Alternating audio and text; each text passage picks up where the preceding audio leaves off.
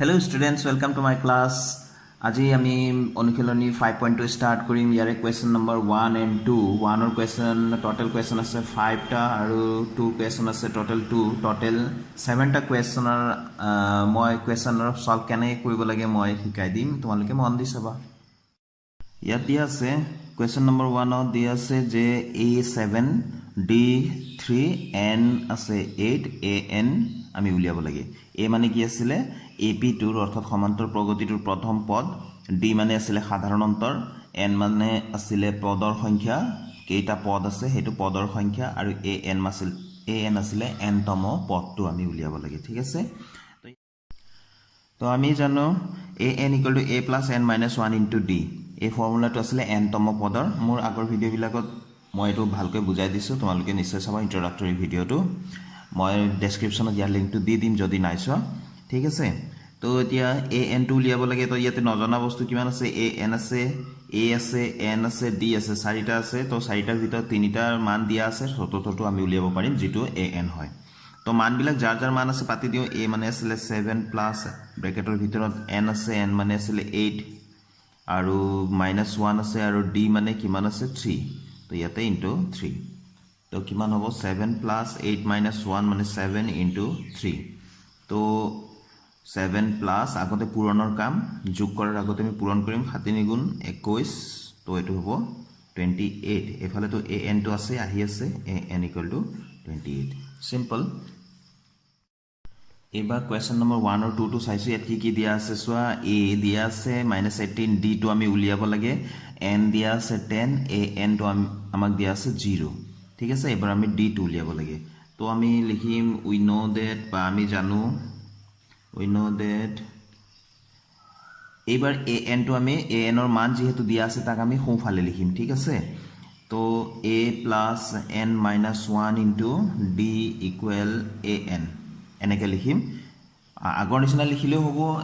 ইয়াৰ নিচিনা লিখিলেও হ'ব কিন্তু আমাক যেহেতু AN ৰ মান দিয়া আছে তাক আমি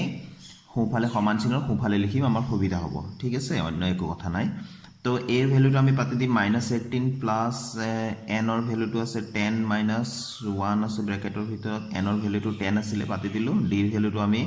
নাজানো উলিয়াব লাগে আৰু AN ৰ ভ্যালু কিমান আছে 0 আছে 0 পাতি দিলো ঠিক আছে এতিয়া এই -18 টোক আমি সাইড চেঞ্জ কৰি লৈ যাও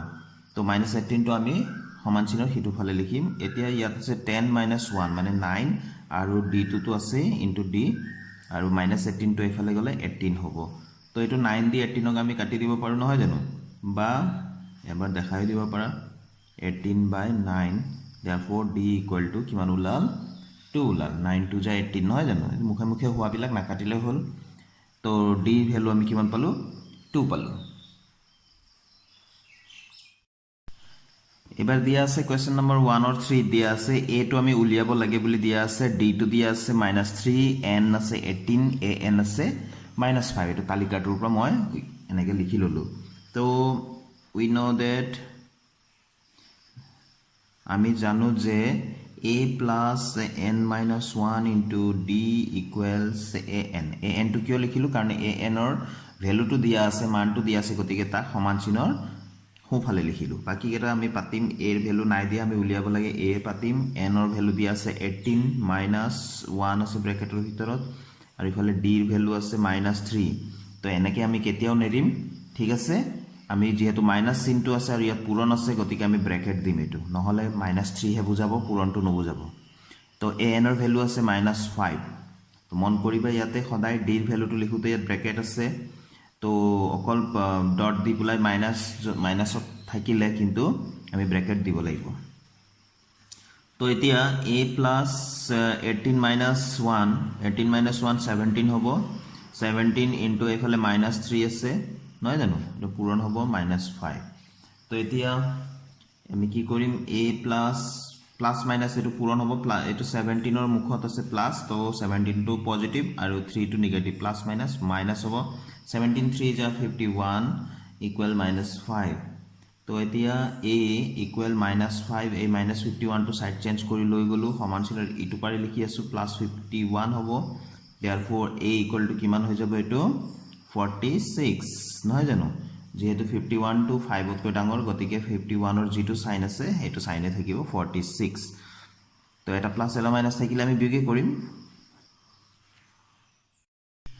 এবাৰ আমাক দিয়া আছে a এর ভ্যালু দিয়া আছে -18.9 দি আছে 2.5 n তো আমি এবাৰ উলিয়াব লাগে আৰু a n ৰ ভ্যালু দিয়া আছে 3.6 তো আমি জানো যে we know that a plus n minus 1 into d গোটেই বিলাক এটাই ফর্মুলা দি হৈ আছে ইকুয়ালস a n তো এই ফর্মুলাটো ইউজ হ'ব 5.2 এক্সারসাইজত গোটেইখিনিত এইটো ফর্মুলা ইউজ হ'ব তো a মানে 18.9 প্লাস ব্ৰ্যাকেটৰ ভিতৰত n ৰ ভ্যালু কিমান আছে n ৰ ভ্যালু একো নাই উলিয়াব লাগে গতিকে n এ লিখিম আৰু মাইনাস আছে 1 আছে ব্ৰ্যাকেটটো ক্লোজ তাৰপিছত d ৰ ভ্যালু কিমান আছে d ৰ ভ্যালু আছে 2.5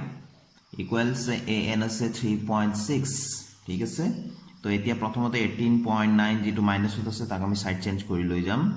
তো এটো আমি লিখিম n - 1 এটো ইনটু 2.5 ঠিক আছে ইকুয়াল 3.6 আৰু 18.9 টো এফালে আহিলে মাইনাসত আছিল তো প্লাস হ'ব 18.9 তো আমি n - 1 ইয়াৰ লগত যেটো পূৰণ হৈ আছে তাক আমি সাইড চেঞ্জ কৰিলে ই ক'ত যাব হৰত যাব 2.5 হৈ গল এটো আমাৰ প্লাস কৰিলে কিমান হ'ব 5 2 তো ইফালে 2 এফালে পয়েন্ট এটা আছিল তাৰ মানে দশমিকৰ যোগ বিয়োগ নিশ্চয় তোমালোকে জানা তো জনে জনে না জানা হেতৰ কাৰণে কৰি দিছো 18.9 আৰু ইফালে 3.6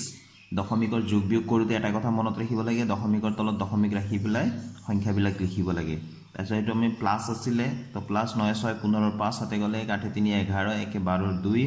হাতে গলে 1 1 2 তো দশমিকৰ তলত দশমিক ঠিক আছে তো এতিয়া আমি কি কৰিম এটো আমি n - 1 কৰিলো ইয়াত সোৱা দশমিকৰ পিছত ইয়াতো এটা সংখ্যা এটা অংক আছে দশমিকৰ পিছত ইয়াতো এটা অংক অৰ্থাৎ ডিজিট তো দুইটাতে যদি সমান থাকে আমি তেনেহলে দশমিকটো উঠাই দিম 25 তলত 225 মানে তলে উপৰে আমি 10 এৰে পূৰণ কৰিছো বা সহজতে মনত ৰাখিবলৈ হলে যেহেতু দশমিকৰ পিছত এটা এটা অংক আছে গতিকে আমি দশমিকটো তলে উপৰে উঠাই দিলো ঠিক আছে তাৰপিছত 25 দি আমি 225 ক আমি কেইবাৰ কাটিব পাৰো তো আমি সহজতে কাটিবলৈ হলে শেষত যদি শেষৰ অংক কেটা যদি 5 থাকে 5 এৰে কাটিবলৈ স্টাৰ্ট কৰিব পাৰা 5 5 * 25 এইটোক আমি কিমান বাৰ যাব 5 4 * 20 প্ৰথমতে 20 ভিতৰতে 22 লাগিছিলে 20 হল ইয়া 2 থাকিলে 25 হল 5 5 * 25 ঠিক আছে তাৰ পিছত আকৌ এই 5 এৰে আকৌ এই হেৰি 45 কাটিবলৈ 5 9 * 45 ঠিক আছে নিশ্চয় বুজি পাইছা তো এতিয়া 25 এৰে তাৰ মানে 225 ক আমি 9 বাৰ কাটি দিলে ডাইৰেক্ট তেনে হলে আমি 25 এৰে 225 ক ডাইৰেক্ট কাটি প্লাই 9 লিখিলেও হ'ব তো এতিয়া n এফালে তো 9 থাকিলে আৰু এই -1 টোক সাইড চেঞ্জ কৰি লিখি আছো +1 তো এতেকে n = 10 তো এই হিসাববিলাক তোমালোকে প্ৰেক্টিছৰ জৰিয়তে ফৰাফট কৰিব পাৰিবা ইমান সময় নালাগে ঠিক আছে তো n ৰ ভ্যালুটো আমাৰ ওলাই গল 10 তো নেক্সট এতিয়া 1 और 5 টো লৈছো ইয়া দিয়া আছে a দিয়া আছে 3.5 d আছে 0 n আছে 105 a n টো উলিয়াব লাগে তো a n টো উলিয়াব লাগে গতিকে আমি জানো যে যাৰ ভ্যালু উলিয়াব লাগে তাক আমি সদায় বাওঁফালে ৰাখিলে আমাৰ সুবিধা হয় a n = a + n - 1 * d হয়নে তো a n ৰ ভ্যালু উলিয়াব লাগে বাকি কেটাৰ মান দিয়া আছে আমি পাতি দিম a ৰ ভ্যালু আছে 3.5 + n ৰ মান আছে 105 - 1 * d ৰ ভ্যালু আছে 0 ঠিক আছে তো d ৰ ভ্যালু 0 a n টো এবাৰ ইফালে আছে গতিকে আমি কাৰ্সিন ব্যৱহাৰ কৰাৰ প্ৰয়োজন নাই কাৰণ a n টো এটো বাওঁফালে আছে নহয় জানো তো 3.5 প্লাস ইফালে এটো বিয়োগটো আৰু চিন্তা কৰি থাকিব নালাগে গুটেই আমি জি পাম যোগ বিয়োগ কৰি ভিতৰত ইফালে শূন্যৰ লগত পূৰণ হৈ আছে গতিকে শূন্যই হৈ গল ঠিক আছে তো এতেকে a n টো কিমান পালো তেনে হলে এটো শূন্যটো বাদ দিলো 3.5 আমি পালো a n ৰ ভ্যালু এটো ঠিক আছে এতিয়া কোৱেশ্চন নম্বৰ 2 টো চাবা তোমালোকে ষ্টুডেন্টস যে ইয়াত কৈছে তলৰ প্ৰতিটোৰে শুদ্ধ উত্তৰটো বাছি উলিওৱা আৰু কাৰণ দৰ্শোৱা অৰ্থাৎ দুটা কোৱেশ্চন ইয়াত দিয়া আছে আৰু ইয়াত 10 7 4 দিয়া আছে এই সমান্তৰ প্ৰগতিটো 30তম পদটো উলিয়াব লাগে আনসাৰটো a b c d ভিতৰ কোনোবা এটা শুদ্ধ হ'ব আমি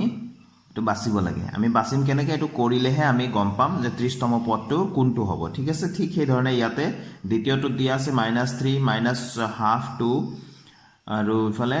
এই সমান্তৰ প্ৰগতিটো 11তম পদটো উলিয়াব লাগে উলিয়াই পেলাই আমি চাম এ বি চি ডিৰ ভিতৰত কোনটো শুদ্ধ হ'ব ঠিক আছে আমি কৰি চাব লাগিব এটো কোৱেশ্যনটো মই লিখি ললো এনেকৈ 10 7 4 এই এপিটো 30তম পদটো কি হ'ব আমি উলিয়াম তাৰ মানে তো ইয়াত এ আছে প্ৰথম পদটো আছে 10 ঠিক আছে ডি সাধাৰণ অন্তৰটো কেনেকৈ উলিয়াই সেকেন্ড পিছৰটো পদৰ পৰা আগৰ পদটো আমি মাইনাস কৰিম তো 7 - 10 পিছৰটো পদ আছে 7 তাৰ আগৰ পদটো আছে 10 7 ৰ পৰা 10 মাইনাস কৰিম তো 7 ৰ পৰা 10 মাইনাস কৰিম তাৰ মানে এটো হ'ব -3 ঠিক আছে তো 7 টো পজিটিভ আছে 10 টো নেগেটিভ তো এটা প্লাস আৰু মাইনাস থাকিলে সদায় বিয়োগ কৰিমে আমি বিয়োগ কৰিলো যেটো ডাঙৰ তাৰে চিনটো আমি দিম ঠিক আছে এতিয়া আমাক কৈছে 30তম পদটো উলিয়াব লাগে নহয় জানো যেহেতু 30তম পদ মানে অৰ্থাৎ a30 এ এনৰ ঠাইত এইটো তলত 30 দিছো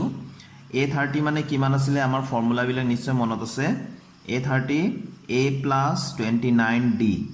এটো লিখিলে হ'ল তো আমাক যিমানটা পদ কোনটো কেই নম্বৰ পদটো উলাব দিছে হেতু যদি আমি কেনেকৈ লিখিব লাগে ধৰি লৈছো 100তম পদ উলিয়াব দিছে 100তম পদটো হলে কি হ'ব a + 99d ঠিক আছে ইয়াত 30 আছে তো 29d তো এটো আসলতে এটোৰ পৰা আহিছে a + n - 1 * d এটোৰ পৰা আহিছে আমাক যেহেতু a আছে এতিয়া আমাক 30তম পদ উলাব দিছে 30 n মানে 30 30 - 1 29 আৰু এটো মাজত পিছত আছে d ইয়াৰ পৰা এনেকে তো আমি ডাইৰেক্ট কিছুমান বস্তুবিলাক আমি মনত ৰাখিলে আমাৰ সোনকালে হয় সেইকাৰণে এটো মই কৰিলো a আছে ইয়াতে এতিয়া a এৰ ভ্যালু আছে 10 + 29 * d এৰ ভ্যালু কিমান আছে * d - 3 এনেকে পাতিলে আমাৰ ভুল হ'ব এটো যেহেতু পূৰণ হৈ আছে গতিকে -2 আছে ইয়াতে আমি ব্র্যাকেট দিব লাগিব ঠিক আছে তো 10 এটো প্লাস মাইনাস মাইনাস 9 27 7 হাতে গল 2 3 7 8 87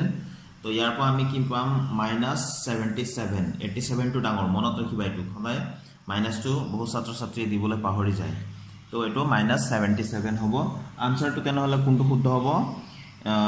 এতিয়া গম পাই গলো a30 30তম পদটো কিমান হৈ গল -77 আনসাৰটো আমাৰ হ'ব যেটো দিয়া আছে c যেটো -77 এটো শুদ্ধ আনসাৰ ঠিক আছে এবাৰ লৈছো কোৱেশ্চন নম্বৰ 2 নম্বৰটো -3 -½ 2 এই ap ৰ 11তম পদটো কি হ'ব উলিয়াব লাগে তো a প্ৰথম পদটো আছে -3 আৰু d হ'ব পিছৰটো পদ হাফৰ পৰা মাইনাস কৰিম কি মাইনাস কৰিম -3 ঠিক আছে তো এটো -½ এটো মাইনাস মাইনাস প্লাস হৈ গল এতিয়া আমি লসাগু 2 হৈ গল ইয়ে যেহেতু হৰত 2 আছে ইয়াতো 1 আছে একো নাই মানে 1 আছে তো 2 এ হ'ব তো মাইনাস নিজৰ লসাগু হলে ওপৰত যি আছে এটো হইব -1 প্লাস এটো গোটা সংখ্যাটো সদায় লসাগুৰ লগত পূৰণ হইব 3 × 6 ঠিক আছে তো d এর ভ্যালুটো আমি পাম ইয়াতে 6 - 1 মানে 5/2 ঠিক আছে এতিয়া আমি কি উলিয়াব লাগে 11তম পদটো তো এতে যেহেতু আমি প্ৰথমতে লিখিম a11 মানে আমি লিখো a11 আমি মানে এটো মানে লিখো a + 10d ইয়াতে 11 আছিল গতিকে 10 টা d তো a মানে আমাৰ কি মান আছিল -3 + 10 * d মানে আমাৰ ওলাইছিল 5/2 তো 5/2 পাতিলো 2 5 × 10 তো এটো -3 আৰু মাজত প্লাস আছে 5 5 × 25 তো therefore a11 টো আমি এতিয়া পাই যাম 25 - 3 কিমান হ'ব তো 22 হ'ব নহয় জানো তো আনসাৰটো কোনটো আনসাৰ শুদ্ধ হ'ব আমাক দিয়া আছে বিট 22 দিয়া আছে এটো হল আমাৰ শুদ্ধ আনসাৰ ঠিক আছে তো ইয়াৰ লগে লগে মোৰ ভিডিও ইয়াতে সামৰিছো আশা কৰো মোৰ ভিডিও বিলাকে তোমালোকৰ পঢ়াশুনাত সহায় কৰি আছে অংকবিলাক ভালকৈ শিকি আছা যদি তোমালোকৰ ভাল লাগে তেনেহলে মোৰ ভিডিওবোৰ শেয়াৰ কৰিবা তো মোৰ চেনেলটো যদি এটা সাবস্ক্ৰাইব কৰা নাই তেনেহলে তোমালোকে নিশ্চয় সাবস্ক্ৰাইব কৰি লবা থ্যাংক ইউ ফৰ ওয়াচিং